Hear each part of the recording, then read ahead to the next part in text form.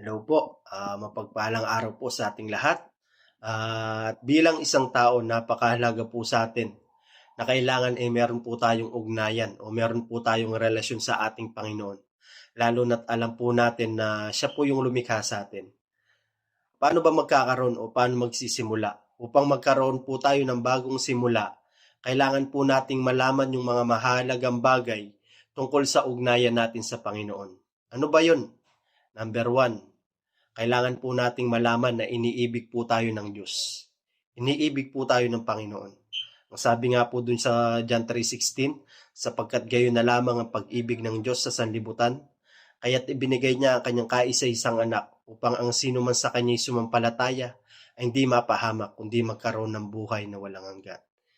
Kailangan po nating malaman na iniibig po tayo ng Panginoon. At hindi lang po niya tayo iniibig, meron din po siyang magandang plano sa atin. Meron pong magandang plano yung Panginoon sa atin.